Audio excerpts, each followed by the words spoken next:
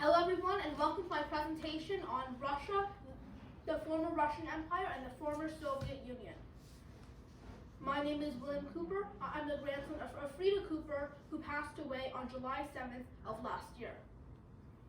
I miss her, but I'm continuing to make my monthly presentations at Amica in her honor. We're continuing our travels to Afro-Eurasia. It covers 57% of the world's land area, but has 86% of its population. We began in the Middle East, then we went to Southern Asia, then we went to Southeast Asia, then Central Asia, then East Asia, and today we visit North Asia and Eastern Europe. We visit Russia, the former Russian Empire, and the former Soviet Union. Bon voyage. Before we start, it's important to acknowledge that we're completing and starting. We're finishing our trip to Asia, and we're beginning our trip to Eastern Europe, as Russia is a transcontinental country, with 25% in Europe and 75% in Asia. We'll focus primarily on the Russian Empire, the USSR, also known as the Soviet Union, which we will call SU, and Russia today. We'll only briefly mention Poland, Ukraine, Belarus, and Lithuania because these countries require more time. Next month, we're visiting Poland, Ukraine, Belarus, Georgia, Estonia, Latvia, and Lithuania. In May, we'll visit the former Czechoslovakia, Romania, and Bulgaria. And in June, we're visiting the former Yugoslavia as well as Albania. With my presentations, I present a country today and their history that are intertwined with others. Therefore, my presentations on a country are not done until we have visited all the countries linked with them. So it's important to have some background about some of the other Soviet Union countries. One of them is Ukraine. Over time, Ukraine was part of different countries.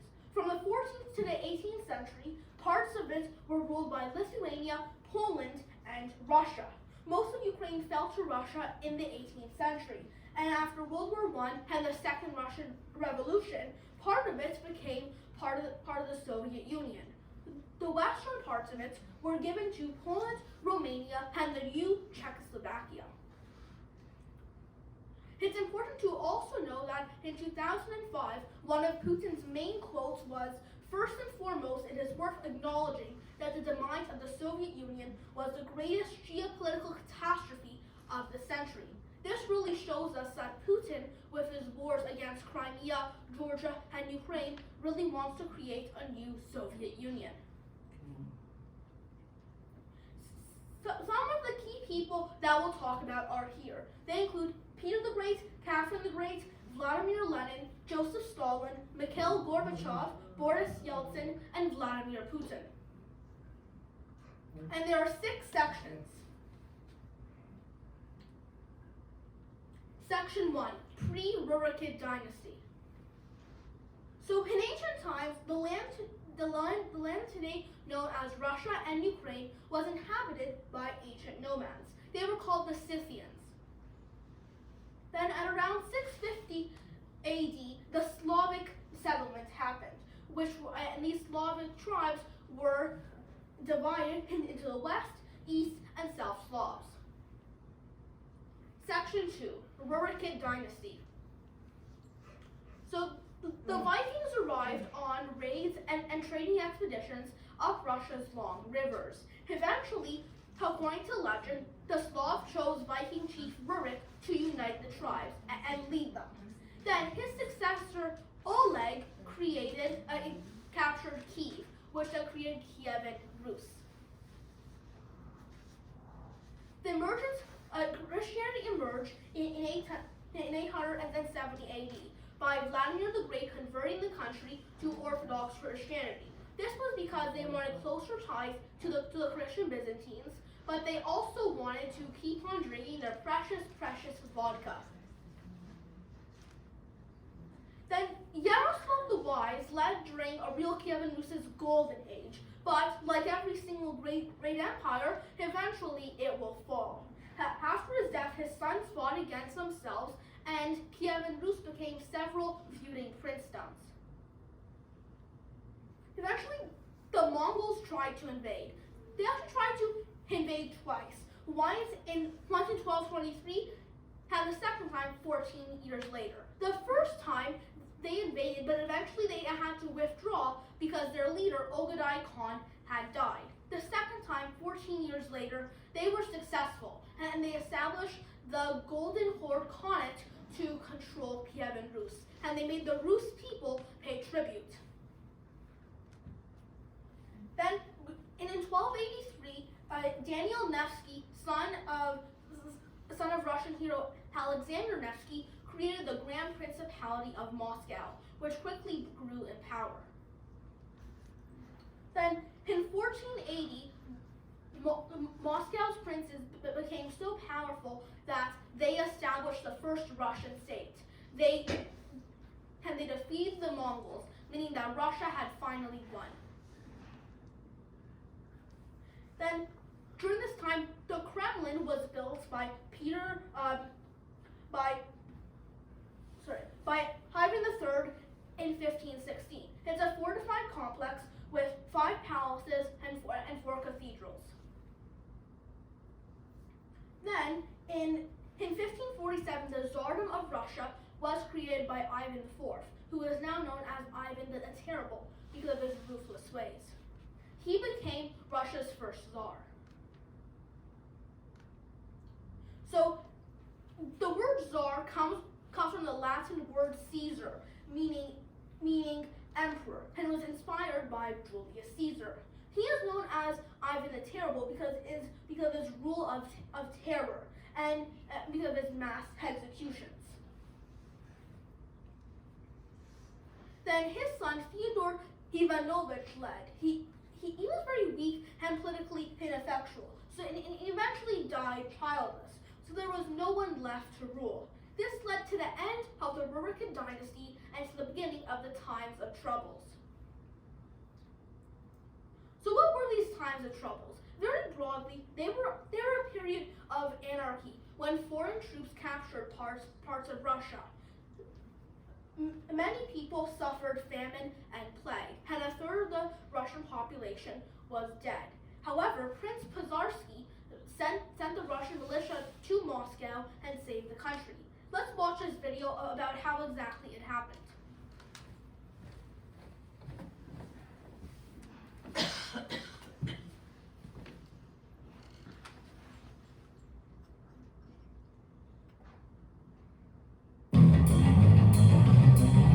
History of Russia in 100 Minutes by Smart Histories. Time of Troubles.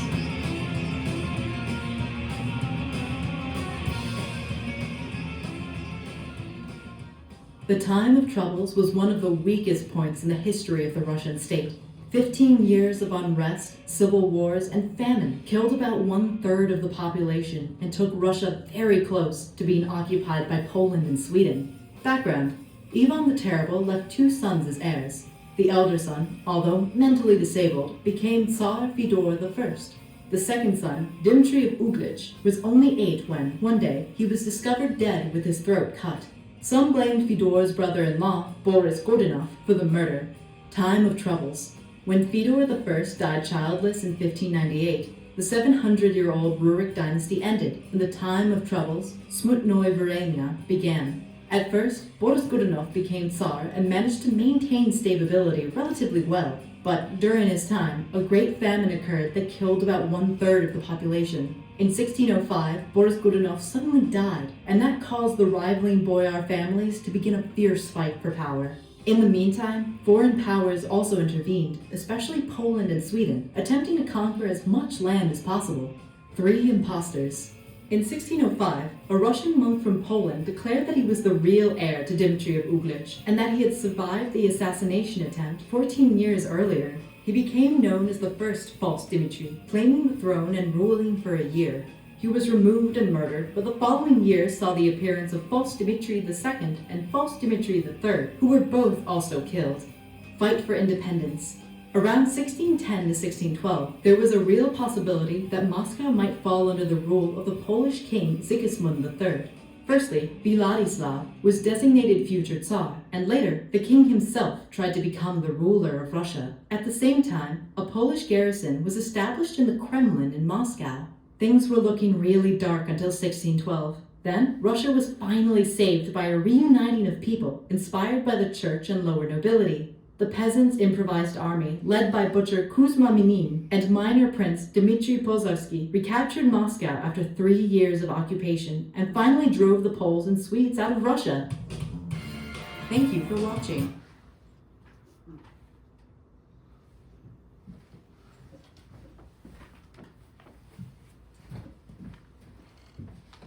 During the time of troubles, Novgorod was captured by Sweden, and Moscow was controlled by Polish-Lithuanian forces. It was one of the most violent and turbulent periods of Russian history, as the crown changed hands 6 times and almost 2 million people died. Section 3, Romanov Dynasty. Eventually, Mikhail I was elected by the Zemsky Sobor, which was basically the Russian assembly. He was only 16 years old. He was actually first cousin once removed of Fyodor I, the last Tsar of the Rurikid dynasty. His son, Alexei I, created a new legal code where peasants became serfs, which were essentially slaves that had to do forced labor. They had no right to travel or to choose their master. Fyodor III led after him. He fostered the development of Western culture in Russia. He made it easier for his successors to enact widespread reforms based on Westernization. Ivan V was an invalid with mental and physical issues. He was actually partially paralyzed. Because of this, he had to co-rule with Peter I, now known as Peter the Great. But he only had nominal power. The real power was held in the hands of Peter the Great, who got his name the Great because of his 2 biggest accomplishments. Firstly, he created the Russian Empire, and he proclaimed himself first emperor. He transitioned Russia into a Western powerhouse, one that was equal to other European countries. He also created St. Petersburg, where we can see where the name comes from. And in St. Petersburg, he created Peterhof, which includes palaces and gardens that were modeled after the Palace of Versailles. He also started construction of the Winter Palace, which used to be the Romanov family's official residence. It has over 2.5 million square feet, 1,500 rooms, and over 100 staircases.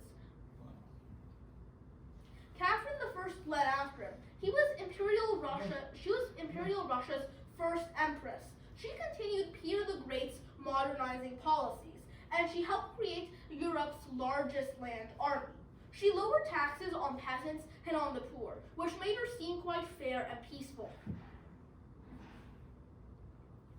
After her was Peter II. A majority of Russia supported him, as he was a direct heir to Peter the Great. They thought that if Peter the Great was so great, maybe his son would do as good a job. However, unlike Peter the Great, he had little interest in actually governing the country. So he just let his advisors do most of the work. He was also only 14 years old, so he was unable to do anything major. He eventually died of smallpox. After him was Anna I, who was Peter the Great's daughter. She was very strong-willed and eccentric. She was known for her cruelty and let's say, vulgar sense of humor. She once forced a prince to become her court jester and marry her unattractive maid. So she tried to be funny, let's say.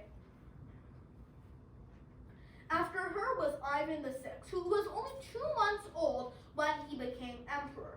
But A year later, the throne was seized in a coup, so he and his family were forced to be were imprisoned far away from the capital for the rest of their lives.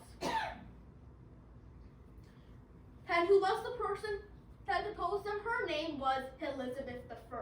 She was Peter the Great's second eldest daughter, and she was actually quite popular because she tried to oppose Prussia, which was Russia's greatest enemy at the time. Catherine the Great led after her. She was Russia's longest reigning empress, and at the time, she was the world's most powerful woman. She expanded the Russian Empire by over 500,000 kilometers square, and she's known for having greatly admired the arts. She created the Hermitage Museum and the Bolshoi Theater. So the Hermitage used to be only part of the Winter Palace, but once the Romanov family was killed, the entire palace became a museum with over 3 million pieces of art today. And the Bolshoi Theater is an opera house in Moscow, and it's the world's biggest ballet company. So in the 18th century, European countries tried to be the centers of art, science, and innovation.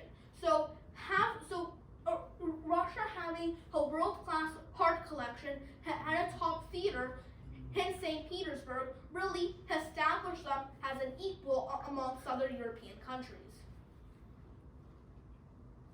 So Paul I was Catherine the Great's son. He had a tumultuous childhood, as his parents were often in a struggle for power. He was the one that stabilized the succession of the Russian throne. Alexander I came after him. His greatest accomplishment was defeating France in the War of the Sixth Coalition. Right. Nicholas I is often considered the personification of classic autocracy because of his reactionary policies. Right. Now, although he defeated Persia and the Ottoman Empire, he also brought the country into the Crimean War, which ended disastrously. Alexander II came after him, and he's also known as a great reformer for having emancipated the serfs, which were, again, essentially slaves. And during this reign, the Mariinsky Theater was created. It's in St. Petersburg, and today it's also known as the Kirov Theater. During this time, the Red Square was also created, which is Moscow's main marketplace. Today, it's extremely famous because it has St. Peter's Basilica and numerous other palaces. Fun fact, in Russian, red and beautiful are pronounced the same way. So, although we might call it the Red Square, in Russian they call it the Beautiful Square. Alexander III came after him. He tried to stop the reforms made by his father. He sought to correct what he considered to be two liberal tendencies of the previous reign. Nicholas II was Russia's last emperor. He was pretty weak, so he had his advisors do most of his work. He supported many economic and political reforms. As we learned on our travels to Japan, tensions increased between the two in the late 1800s regarding Manchuria and Korea. So Japan feared that Russia would interfere with its plans for Korea and Manchuria. So they basically said that they would offer to recognize Russian Manchuria for the recognition of Japanese Korea. Russia essentially turned them down, and Japan perceived this as obstructing their plans for mainland Asia expansionism, so they declared war. At the time, there was also the Anglo-Japanese alliance between the UK and Japan, because because they both hated Russia, and essentially their alliance was directed against Russian expansionism. So in this war over Manchuria and Korea, Russia lost. So Japan won, and they forced Russia to abandon its expansionist policy in East Asia. Essentially, the Russian Empire declined in prestige and influence in Europe. Now, this was the first time that an Asian power had actually defeated a European one. This also culminated in the 1905 Russian Revolution. So, what was this revolution? Well, it included mass political and social unrest directed against the government. This included worker strikes, peasant unrest, and military mutinies. And at the end, Nicholas II had to give in to significant constitutional reform. World War I. It included over 70 million military personnel. How exactly did it start? Well, a young Serb nationalist killed the Archduke of the Austro-Hungarian Empire, who was the heir to the throne. Austria then declared war on Serbia. As Russia was Serbia's ally and Germany was Austria's ally, they also had to get involved into the war. And based on a series of interlocking alliances, the crisis became a world war. Who exactly fought? Well, there were two sides, the Allied powers and the Central powers. On the Allies, we had UK, Canada, the US, and the Russian Empire, as well as several other countries. And on the Central powers, we had Germany, Austria, the Ottoman Empire, and Bulgaria. Canada, with 8 million citizens at the time, contributed 650,000 troops. A tenth of them died. The Treaty of Brest-Litovsk was signed on March 3rd, 1918. This ended Germany's invasion of Russia. It was signed between Soviet Russia and the Central Powers, as Russia's new communist government that took over withdrew from World War I, 8 months before it ended. However, after Germany lost, the government did not comply with the land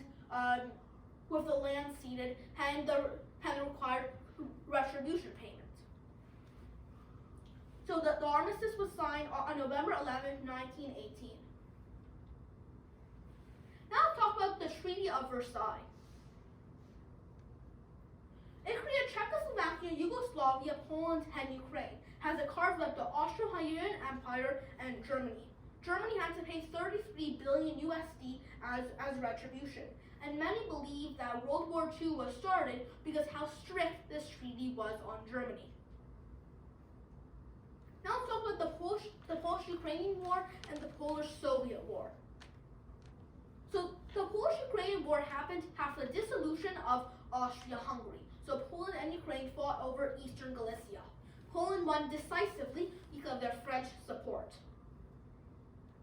And in the Polish-Soviet War, it was essentially caused because after the Treaty of Versailles, Poland got its independence from Russia for the first time in over 120 years.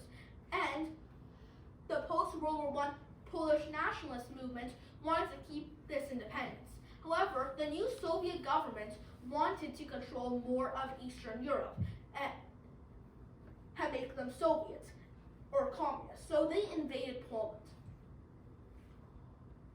Poland actually won, and the Treaty of Riga, also called the Peace at Riga, was signed. This Polish victory established its new borders that lasted until 1939. Although Ukraine and Belarus remained Soviet, substantial parts of them were given to Poland. And this was a total disaster for the Soviet Union. Section 4, Revolution to the creation of the Soviet Union. So if we go a little bit back, we can see that the Second Russian Revolution happened in 1917, where basically the communist protesters were targeting the Tsarist government.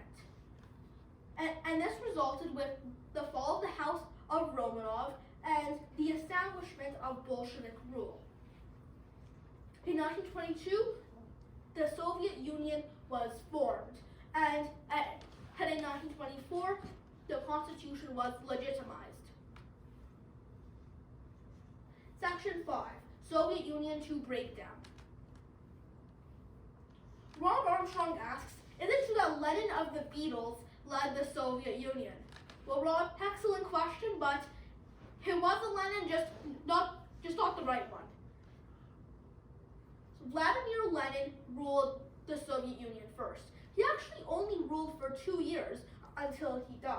He was the head of the Bolshevik, also known as the Communist Party. And actually his real name was Vladimir Ilyich Ulyanov. So I have no clue where Lenin came from that. And his body has stayed in Lenin's mausoleum in the Red Square. After him came Joseph Stalin, who was born into poverty in Georgia, not even in Russia. He transformed the Soviet Union from a peasant society into an industrial and a military superpower. However, like Ivan the Terrible, he also had a reign of terror where millions of citizens were dying. Let's watch this brief video about him.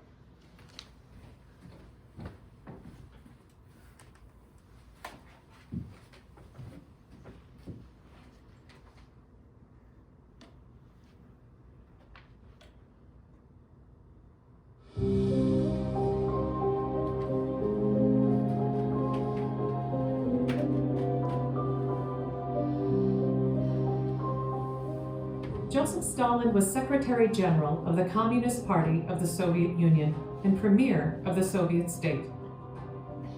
He dictatorially ruled the Soviet Union for a quarter of a century, transforming it into a major world power.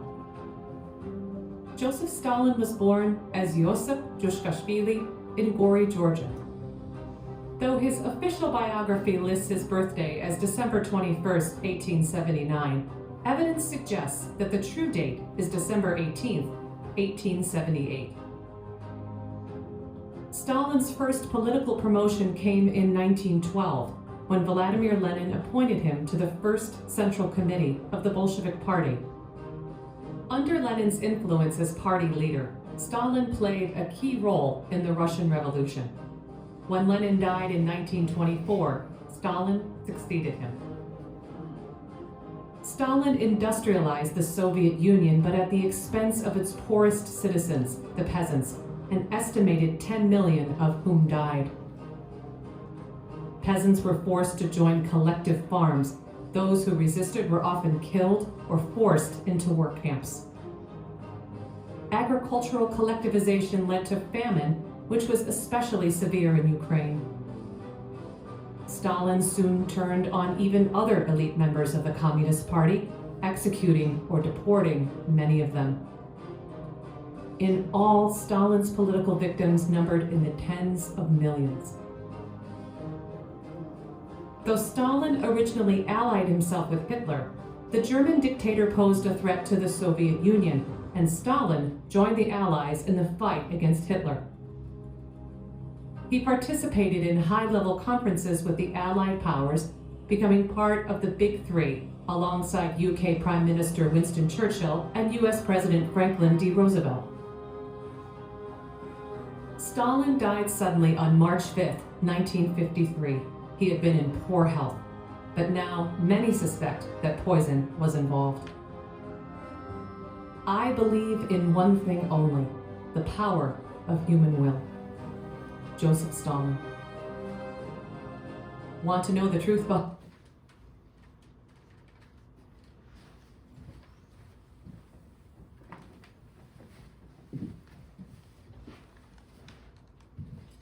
World War II. So how did it start? On September 1st, 1939, Nazi Germany invaded Poland. At the time, the Soviets and the Nazis had a non-aggression pact, so the USSR helped invade Poland too. After that, they split. However,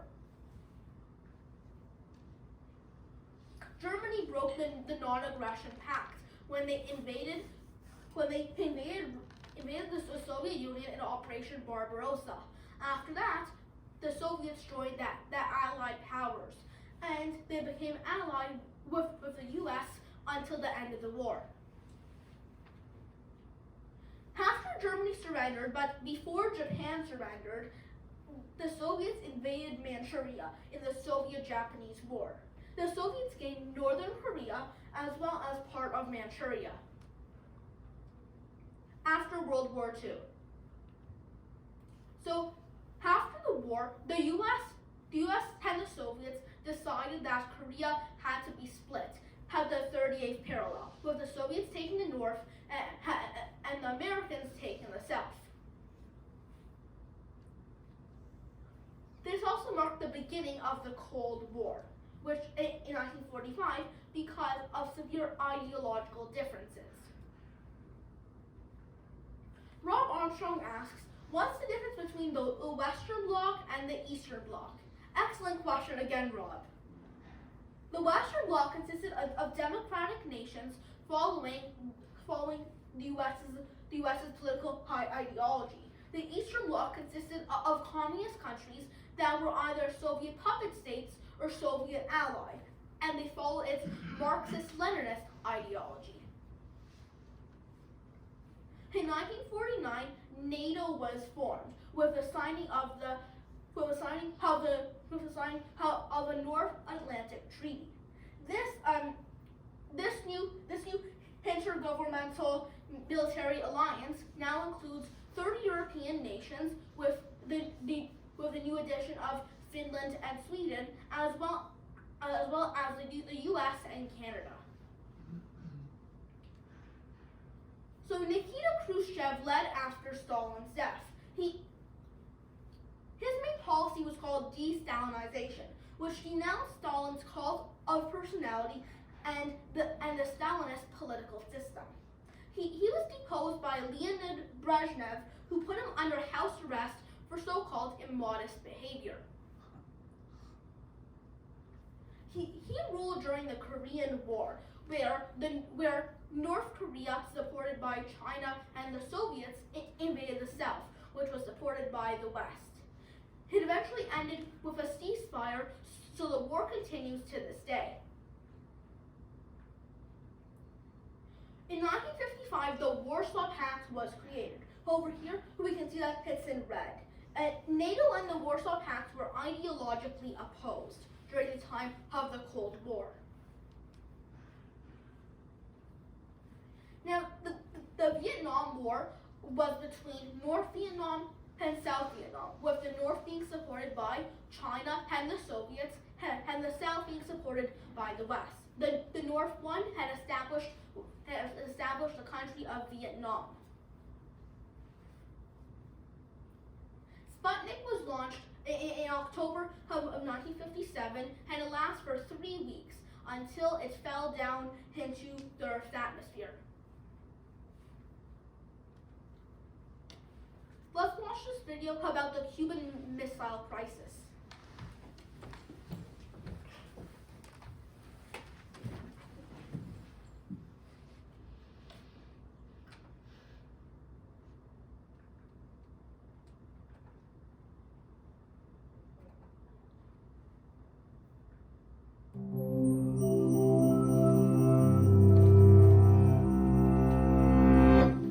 It's not hard to imagine a world where at any given moment, you and everyone you know could be wiped out without warning at the push of a button. This was the reality for millions of people during the 45-year period after World War II, now known as the Cold War. As the United States and Soviet Union faced off across the globe, each knew that the other had nuclear weapons capable of destroying it. And destruction never loomed closer than during the 13 days of the Cuban Missile Crisis. In 1961, the US unsuccessfully tried to overthrow Cuba's new communist government. That failed attempt was known as the Bay of Pigs, and it convinced Cuba to seek help from the USSR. Soviet Premier Nikita Khrushchev was happy to comply by secretly deploying nuclear missiles to Cuba, not only to protect the island, but to counteract the threat from US missiles in Italy and Turkey. By the time US intelligence discovered the plan, The materials to create the missiles were already in place. At an emergency meeting on October 16, 1962, military advisors urged an airstrike on missile sites and invasion of the island. But President John F. Kennedy chose a more careful approach. On October 22nd, he announced that the U.S. Navy would intercept all shipments to Cuba. There was just one problem. A naval blockade was considered an act of war.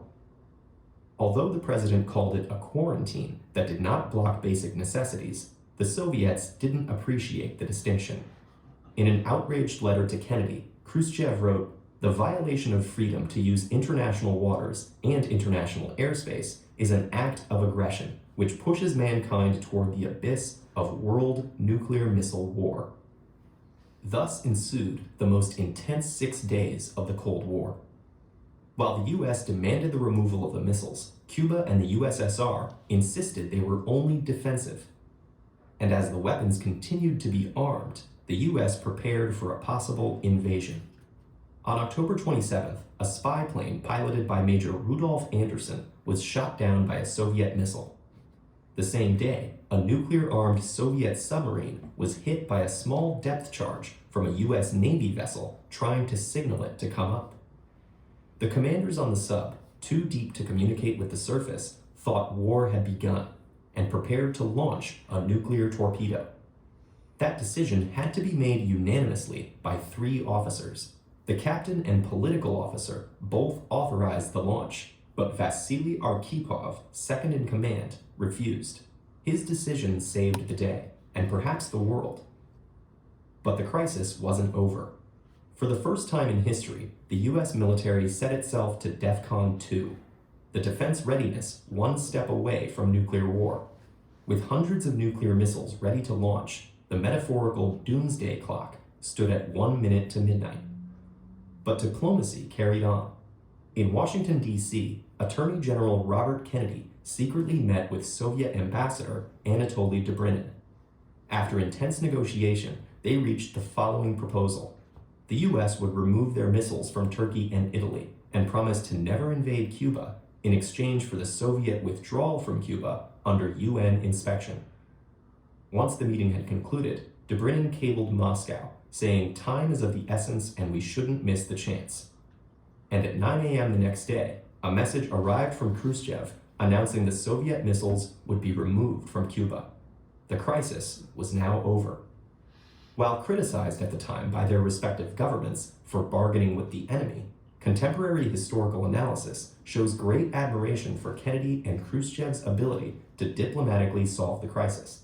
But the disturbing lesson was that a slight communication error or split-second decision by a commander could have thwarted all their efforts, as it nearly did, if not for Vasily Arkhipov's courageous choice.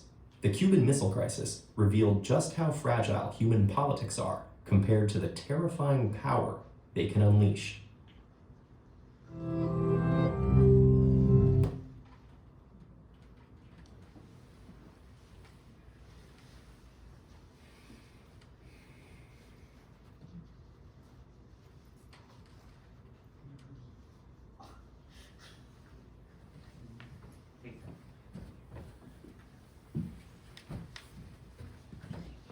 During the Cold War, after World War II, Germany had lost the war.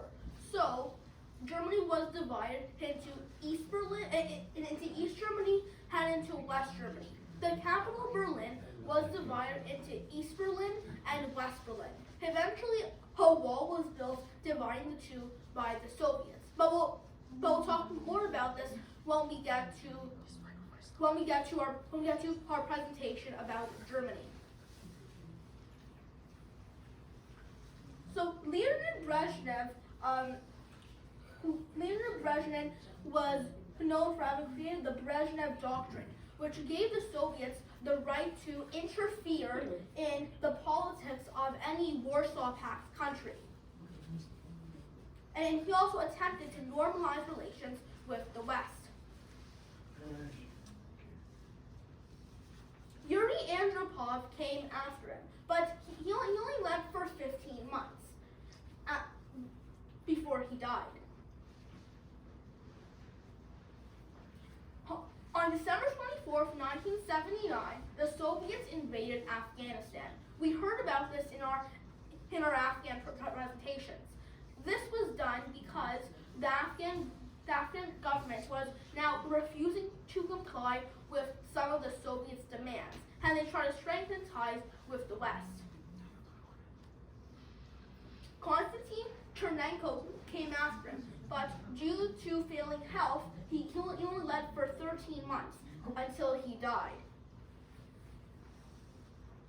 After him, Mikhail Gorbachev came. He was the last leader of the Soviet Union. Ideologically, firstly, he adhered to a very Marxist-Leninist ideology, but he moved towards social democracy by the early 90s. Let's watch this video about his life, what he did.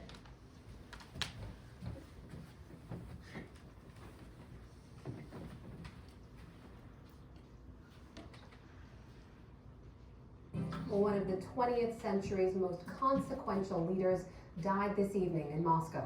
Mikhail Gorbachev was the last leader of the Soviet Union who sought to usher in an era of openness from behind the Iron Curtain. But just over 6 years later, the Soviet Union was no more, ending the defining conflict of the post-war era.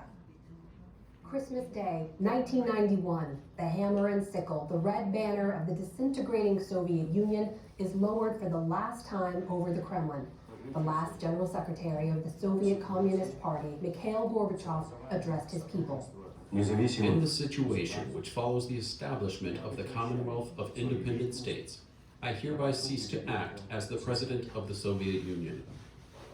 Gorbachev and his dying regime had survived a coup attempt just a few months earlier, but the long and cold road that led to that December day was years, decades in the making. 40 years of Cold War between the US and Russia, both with enough weapons to destroy the planet many times over. The early 1980s were among the most frigid days of that Cold War, with a new American president, Ronald Reagan, who made his name as an anti-communist. He proposed major defense increases and ratcheted up the denunciations of Moscow. And beginning with the 1982 death of longtime leader Leonid Brezhnev came two more old guard Soviet leaders. Both died in office quickly. Into this leadership vacuum stepped 54-year-old Mikhail Gorbachev, unanimously elected party head in March of 1985. He was the youngest member of the Politburo and became the first and only Soviet leader born after the 1917 revolution. He set out to reform an ossified and corrupt system likely beyond reform. He had two main platforms. One, perestroika, or restructuring. Поэтому больше деловитости. We need more enterprise, more democracy, more organization and discipline. Then we will be able to bring perestroika up to full speed and give new impetus to developing socialism. He would meet President Reagan the next year in Iceland for the first of several hugely consequential summits over nuclear weapon matters. The adversaries became allies in this effort, with Reagan's famous motto leading the way, trust but verify. All the while, Reagan kept up the pressure, dubbing the Soviets the evil empire, and making this demand in West Berlin in front of the Berlin Wall. Mr. Gorbachev, tear down this wall.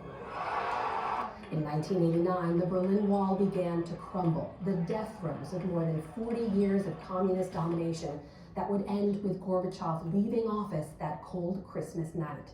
He died today in Moscow. He was 91 years old.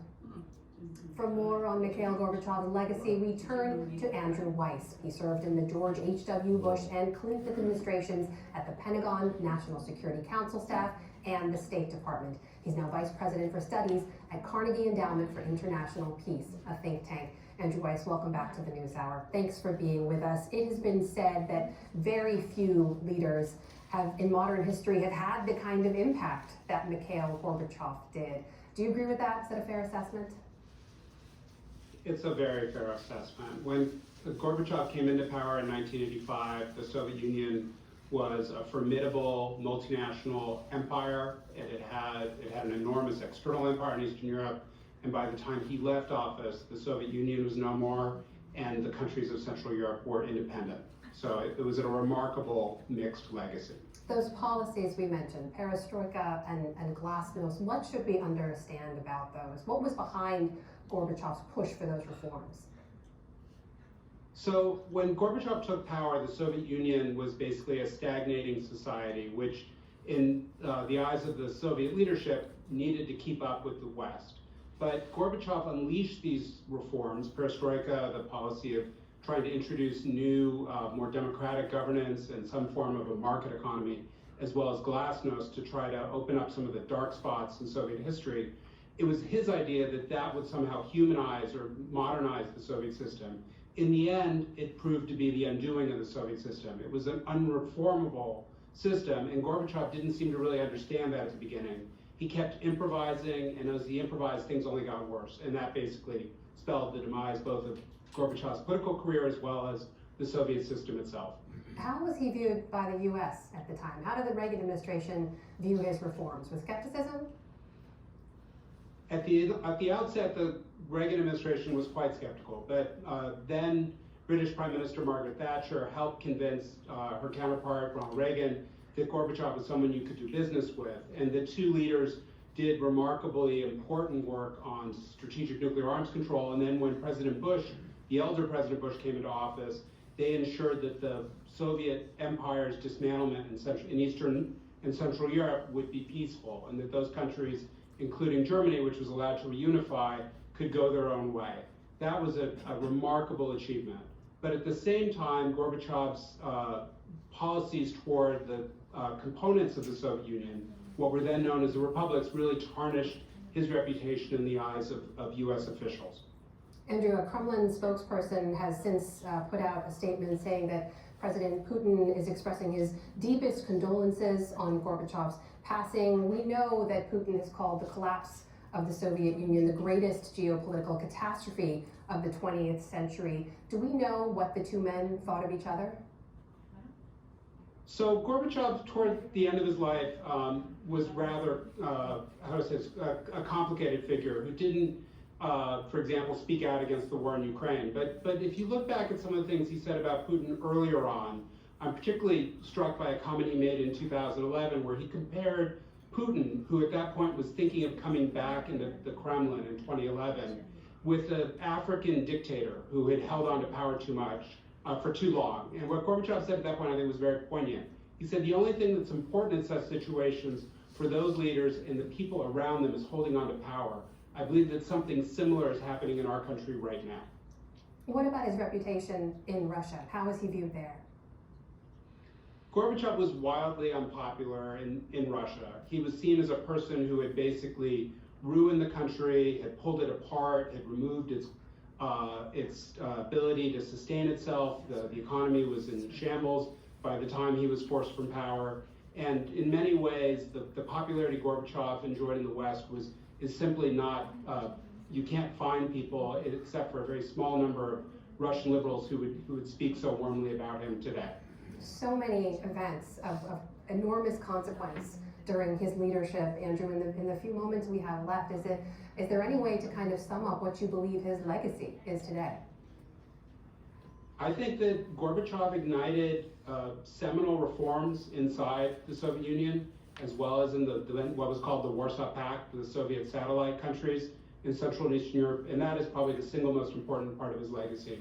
His achievements at home, though, are far more complicated, and I think that we're still dealing, frankly, with the wreckage of the Soviet Union today with the horrible war that's going on in Ukraine. Andrew Weiss from the Carnegie Endowment for International.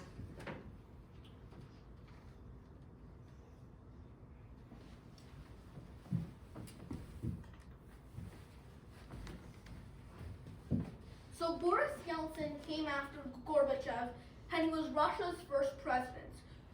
Although he was first a member of the Communist Party, he eventually came to believe in democratic and free market reforms. He played an instrumental role in the collapse of the Soviet Union. Here we can see a map of what the Soviet Union became. So we see that all of these countries you see part of the Soviet Union. So here we have Warsaw Pact countries, we have part of Central Asia, we have countries in the Caucasus region. All of these countries used to be part of the USSR. Section 6, Russia today. Vladimir Putin led after Boris Yeltsin. He began his career in the KGB, and he became prime minister in 2008 to get around the former limitation of the 2 terms limit. He led during the Russian-Georgian War when Russia invaded Georgia. However, we'll talk a lot more about this war next month. After him came Dmitry Medvedev, who had a very liberal agenda aimed at modernizing Russia's economy and lessening its dependence on oil and gas. During its rule, Russia won the Georgian War, and Dmitry Medvedev launched an anti-corruption campaign, although he was later on accused of corruption himself.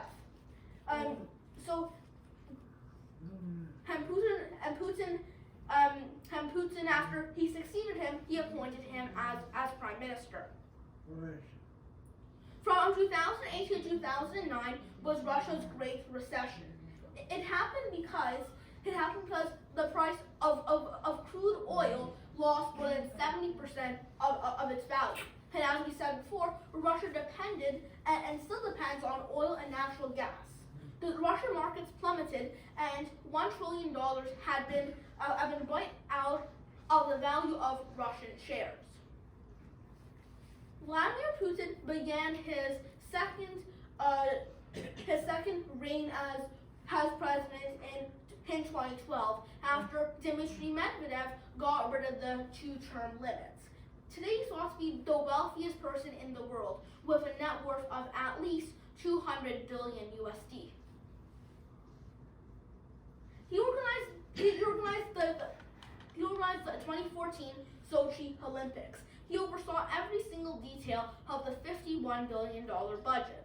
He actually has a mansion north of Sochi, and Stalin also has a cottage very close to over there where he spent 3 months of the year. So part of this budget was actually used for Putin's mansion. So what is Putin's palace? Well, it's an Italian palace complex that's worth at least $1 billion. It was built for Putin's personal use. In 2014, the Crimean War broke out, where Russia invaded Crimea that was part of Ukraine. But again, we'll talk a lot more about this next presentation when we talk about Ukraine. In 2018, Vladimir Putin warned NATO against getting closer ties with Ukraine and Georgia, saying that such a policy would be irresponsible and could have unspecified consequences. However, even after he said that, NATO still says that Ukraine and Georgia will one day join. In July of 2020, the Lublin Triangle Treaty was signed between Lithuania, Poland, and Ukraine, basically saying that if one of them were to ever be attacked, they would always support them. This involves part of the Union of Lublin during the 1500s between these 3 countries. Ever since February of 2022, the Ukraine war has been going on. However, we'll talk a lot more about it next month. Rob Armstrong asked, please tell us about Russia in terms of the size of its economy, population, geography, and languages. So when we compare it to Russia, Ukraine, Poland, and Belarus, we can see that it has by far the largest land area, as it is the biggest country in the world, population, and GDP. However, Poland has the highest GDP per capita. Russia's capital is Moscow, Ukraine's is Kyiv, Poland is Warsaw, and Belarus is Minsk. Rob Armstrong asks, please tell us about Russia's foreign relationships. China is considered to be Russia's greatest ally. And North Korea and Russia have been great allies since the Korean War, where the Soviet Union supported them. North Korea recently has provided Russia with weapons to fight Ukraine with. Ever since the wars in Georgia, Crimea, and the recent one in Ukraine, U.S.-Russia relations have significantly deteriorated. Rob Armstrong asks, please tell us the fun facts. Russia has 11 time zones, second in the world to France, which actually has 12 because of its many island territories. It has the third largest oil industry in the world. One famous Russian is Tchaikovsky, who composed Swan Lake and the music for the Nutcracker, which I actually saw with my family. One other famous Russian is Garry Kasparov, who's a Russian chess grandmaster. He used to be number 1 until 2013, when Magnus Carlsen surpassed him. It has the world's deepest lake, Lake Baikal, which has 20% of the world's unfrozen fresh water, and it's also the world's oldest lake in the world. How do you say butterfly? In Russian, it's babushka. In Ukrainian, it's metelik, and in Polish, it is motil. Thank you, Rob. Thank you, everyone, for attending.